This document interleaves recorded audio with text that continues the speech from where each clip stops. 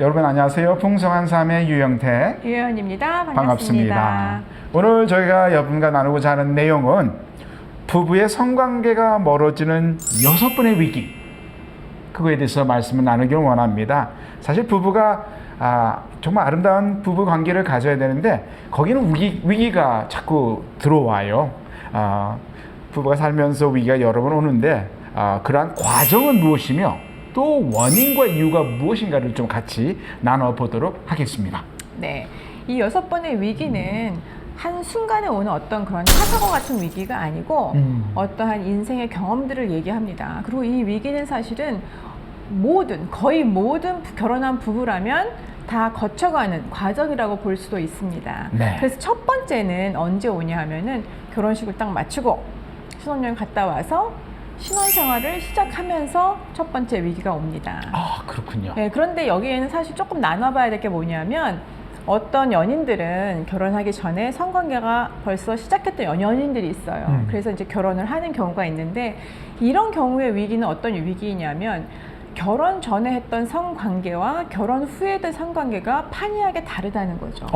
그래서 저희가 데이트 뭐 이제 코칭을 하다 보면 이 친구들 하지 말아라, 혼전 섹스 하지 말아라, 모텔 가지 말아라 뜯어 말려야 되는데 이런 커플들이 결혼을 하고 나면 잘해라 해야 되는데 잘 안 맞아요. 하는 경우들이 있어요. 그런 이유는 어디서 오냐면은 여러 가지가 있지만 결혼 전에 하는 성관계는 사실 책임이 따르지 않습니다. 의무가 따르지 않습니다. 줄기는 우리는 꼭 결혼하려고 하는 거예요. 할지라도. 네. 그리고 또 한 가지는 우리의 죄성, 우리가 갖고 있는 어떤 죄성, 또 그런 거 있잖아요. 왜 좀 속된 말이지만 뭐 훔쳐먹은 사과가 더 맛있고 내 돈 주고 사 먹은 것보다 그래서 하지 말라는 건 꼭 하고 싶어지고, 그래서 하지 말라고 하는 어떤 전제 안에서 하는 어떤 죄성을 만족하는 그런 재미들이 결혼을 하고 나면 없어지고요. 그리고 또 한 가지는 뭐 결혼하기 전에 뭐 성관계를 하려면 어떠한 특수한 장소를 가야 돼요. 뭐 모텔을 가든지 이런 가보지 않았던 어떤 새로운 곳에 대한 그런 흥미가 있잖아요. 근데 결혼을 하고 나면 그런 것들이 모두 사라져 버리는 거죠. 그렇죠. 그래서 혼전에서 관계를 했던 부부들이 결혼을 하고 나면 이 결혼하고서에 오는 정말 축복된 성관계가 그렇게 어떻게 보면 재미있지 않다는 거죠. 그렇게 위기가 오고요.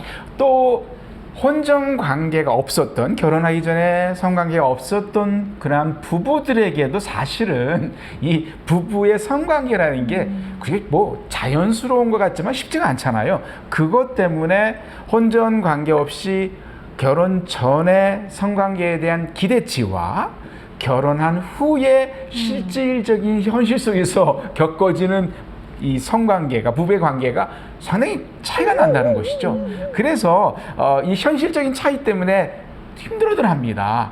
그렇죠? 사실은 이건 배워가야 되는데, 그래서 연애를 해서 결혼, 그리고 결혼한 후에 이 부부들이 이 성관계, 부부의 성관계의 위기를 겪게 된다는 것이죠. 그렇죠. 네. 그리고 이제 두 번째로는요, 네. 이제 그렇게 해서 잘 이겨냈어요. 그리고 나서는 이제 또 한 번의 위기가 오는데 언제 오냐면 이제 임신을 위한 성관계를 가질 때예요. 그렇죠? 당연히 이제 아이를 낳아야 되고 그리고 가정을 이제 갖고 가는데 이제 아내와 남편이 약속을 하고 이제 임신을 하려고 합니다. 그때예요. 상당히 많은 남편들이 부담을 느끼기 시작합니다. 어떤 부담일까요? 자, 임신, 또 임신하려고 하는 아내에서 오는 부담이 보기보다 커요.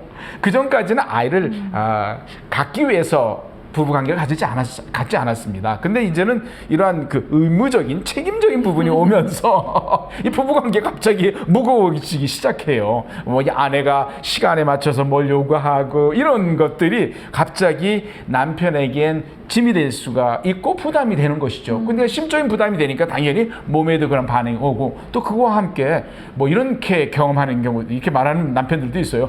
내가 무슨 애 만드는 기계에 왜 갑자기 뭐 부부관계를 그렇게 만들어버려 해서 그 재미있고 아름답고 행복한 것보다는 이 아이를 이렇게 갖게 해야 된다는 그런 부담감이 남편으로 되게 어렵게 만들기도 하죠. 아내들도 또 부담이 있을 거예요. 그런 위기가 있는데 이제 아내들 요즘에 사실 결혼이 조금씩 늦어지잖아요. 그래서 뭐 연령. 아내들이 연령이 뭐 30이 넘고 30 중반, 뭐 30 후반 이렇게 결혼하는 경우가 있는데 이럴 때는 이제 나름 아내도 좀 조바심이 날 수 있죠. 그렇죠. 그러니까 스스로도 조바심이 나고 또 주위에서도 아무래도 뭐 시집 식구가 있다면 친정 식구가 있다면 어른들이 계시다면 그렇죠. 뭐 양가 부모님 빨리 아이 전부 다. 낳아라 이렇게 하면서 스스로 본인에게 주는 부담과 남편에게 주는 부담과 또 뭐 밖에서 오는 어떤 이런 부담들 때문에 성관계가 정말 아름답고 행복하고 편안해. 부부가 남편과 아내가 하나 되는 그런 과정이 아니고 이빨리 어떤 숙제를 해결해야 되는 빨리 아이를 낳아야 하는 그래서 이게 엄청난 부담이죠. 사랑의 아름다운 결실이 아니고 이 목적이 어떻게 보면 좀 달라져 버려서 서로에게 굉장한 부담으로 오는 그런 위기가 한번 찾아옵니다. 그렇죠. 그렇게 해서 이제 잘 해서 그래도 이제 아이를 가졌어요. 그런데 또 위기가 오는 게 임신 중 성관계가 또 문제가 될 수 있어요. 이제 그렇게 해서 아이를 가졌습니다. 임신했어요. 네, 임신을 이제 했어요. 세 번째 위기가 오는데. 그렇죠. 근데 이제 임신을 딱 했어요. 그 전에는 막 아내가 임신해야 되니까 남편한테 와서 부담스럽게 막 빨리 해야 된다. 막 나 오늘 배란이냐 빨리 와야 돼. 이랬는데 임신을 딱 했으면 또 그때부터는 조심해야 돼. 특히 뭐 처음 뭐, 3개월은 조심해야 그렇죠. 돼. 그냥 가까이 오지 마. 하면서 밀어내는 것이 있죠. 또 그런 것들 아니면 아내가 입덧을 하면서 힘들어하는 거. 힘들어하는 것. 또 거기에 아내 쪽에서 오는 그런 위기가 올 수 있어요. 그래요. 사실 아내들이 입덧하고 그렇게 힘들어하는데 남편들이 이 부부의 관계를 요구할 때 참 아내들은 얼마나 부담스러워하죠. 그렇죠? 네. 또 남편의 입장에서 아내가 임신한 후에 그 성관계를 갖는 부부의 그 관계를 가질 때에 이런 마음도 있습니다. 많은 분들이 이 어떤 면에서는 이 뭐랄까요? 아이에게 안전한 건가? 이 두려움 있죠. 이 임신 돼 있는 아이에게 이게 어렵게 만드는 거 아닌가? 혹시 얘한테 문제가 생길 수 있는 거 아닌가? 이런 것도 있고요. 그래서 이 아이의 안전에 대한 두려움이 있고 또 하나는 아이에 대해서 미안함을 느끼는 거예요. 어떤 아빠들은. 아이가 엄마 뱃속에서 엄마의 자궁에 이제 있는데 거기에 이제 아빠가 엄마와의 관계를 통해서 하니까 이렇게 그렇죠. 아기 방에 침입하는 그렇죠. 그러면서 미안하고 그거를 요구하는 그 아빠 또는 남편의 그 자책감을 느끼는 경우도 상당히 많이 있습니다. 네.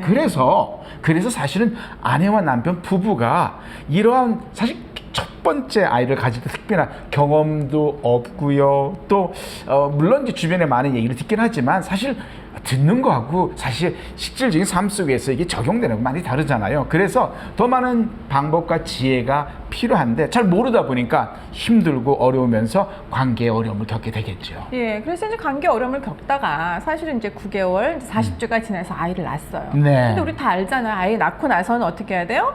한 적어도 6주, 8주, 뭐 아이가 순산을 했거나 뭐 제왕절개를 했거나 뭐 회음부 절개를 하고 이런 것들이 조금씩 다르지만 회복을 위해서 회복을 위해서 이제 금지 부부 성관계 금지가 뭐 6주, 7주, 8주, 9주 될 경우가 있어요.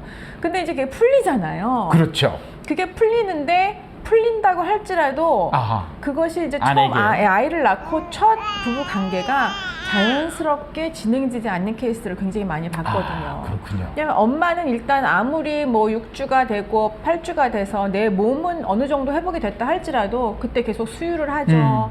몸매는 아직 힘들죠. 뭐 피곤하잖아요. 또. 의학적으로 그쵸? 내 몸이 어떻게 회복됐다 할지라도 내가 정신적으로나 마음적으로나 이 모든 게 회복되지 않은 상태에서 남편이 6주 됐어, 6주, 8주 됐어, 빨리 이렇게 한다 보면 어떻게 밀어내겠죠. 그래서 한 번에 또 위기가 또 온다는 거예요. 그래요. 사실 이런 경우도 있습니다. 그건 아내 얘기지만 남편 쪽에서 미국 같은 경우에는 아내가 아이를 출산할 때에 아빠가 그 병실에 들어가요. 요즘 한국도 많이 들어가죠. 한국도 많이 들어가나요? 그렇습니다. 그러면서 모든 과정을 이제 보게 됩니다. 그런데 이게 뭐 남편마다 다르지만 상당히 큰 트라우마로 되는 경우가 있어요. 그래서 충격으로 다가온 거죠. 이걸 도대체 이럴 수가. 우리 아이를 낳는다는 우리 아내의 모습과 이 어렵고 힘든 과정이 이 남편에게 충격으로 다가오면서 이 부부의 성관계에 대한 관심이 갑자기 저하는 경우도 상당히 많이 있습니다.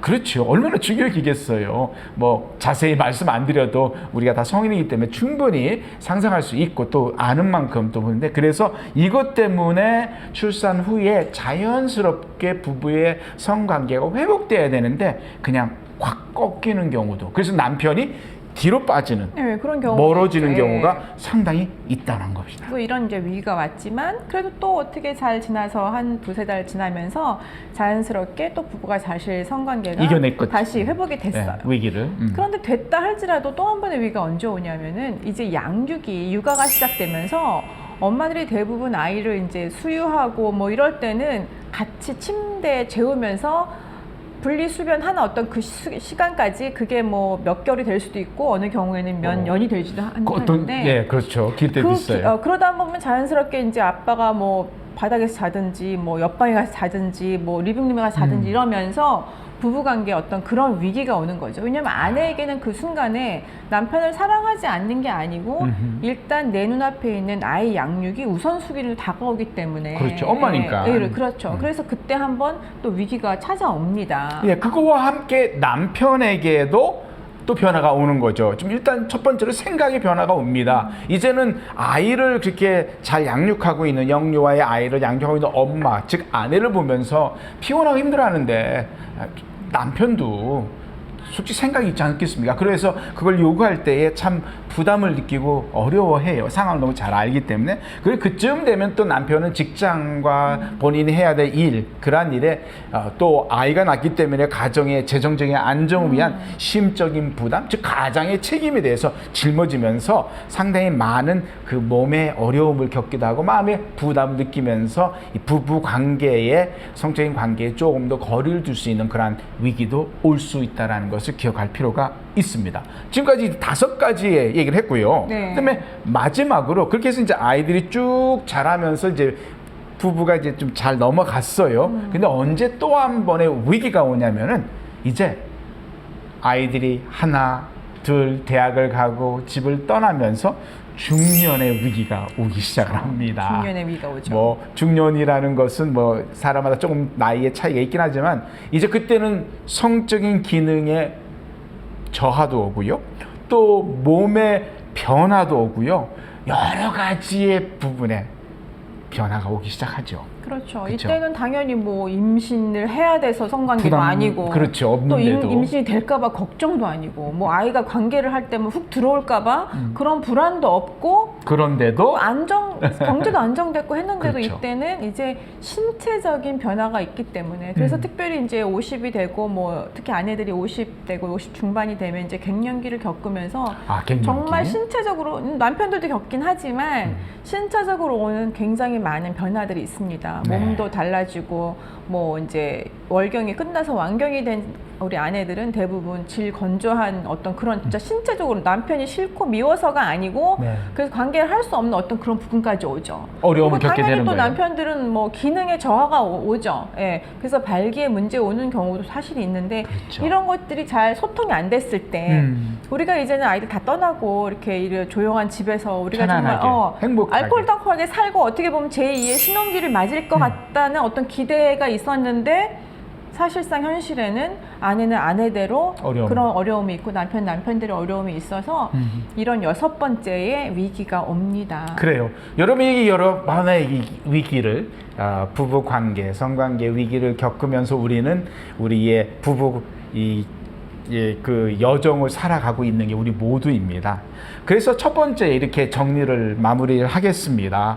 모든 부부는 결혼하면서부터 이 성관계라는 거를 통해서 어려움을, 차이를 다 경험한다라는 거예요. 우리는 모든 부부는 이걸 경험할 수밖에 없습니다. 그렇죠. 그렇죠. 그런데 그 중에 어떤 부부들은 그 어려움 속에서 소통하지 못해서 이것이 점점 멀어지고 마음도 멀어지고 몸이 멀어져서 각방이 되고 우리가 보통 얘기하는 한 지붕 두 식구가 되는 어떤 그런 섹스리스 부부가 되는 경우들이 있고 또 어떤 부부들은 이 위기를 전환점 삼아서 네. 서로에게 더 헌신하고 서로에게 더 배려해서 그렇죠. 더욱더 연합하는 부부가 있다는 거죠. 그래요. 그래서 오늘 저희들이 여러분과 나눈 이 위기는 겁을 갖고 그런 게 아니라 위기를 미리 인식하고 그거를 좀 준비할 수 있는 마음과 생각 속에서 그런 기본적인 지식을 나누기를 원했던 거고요. 하지만은 이 차이와 어려움을 누구나 다 열심히 대화와 서로를 배워가면서 이겨낼 수 있다라는 겁니다. 이걸 이겨내면 어떻게 될까요? 행복한 부부가 되고 건강한 가정을 이룰 수 있다라는 것을 또 말씀드리길 원합니다. 그렇죠. 모든 부부에게 오는 위기를 모든 부부가 잘 극복하면 정말 모든 부부가 행복하고 풍성한 부부 삶을 살아갈 때 그 가정에서 자라나가는 아이들도 맞습니다. 안정감이 있고 건강하고 행복한 아이들로 자라나가겠죠. 그렇습니다. 자, 6가지 위기. 여러분은 지금 어느 시기에 와 있는지는 저희는 모르지만 한번 잘 생각해 보시면서 두 분이 멋지게 이겨내시고 멋지게 가정을 이루시기를 축복합니다. 감사합니다. 감사합니다.